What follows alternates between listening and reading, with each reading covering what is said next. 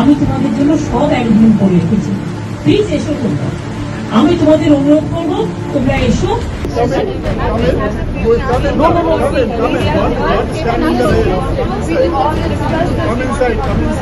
ভাই বোনেরা এরকম করতেই থাকে, সবই ছিল অনুকূল।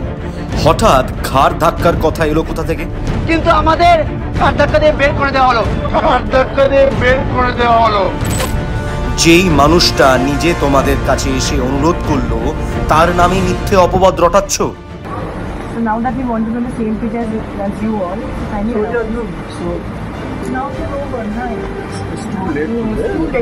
Today's meeting is down here.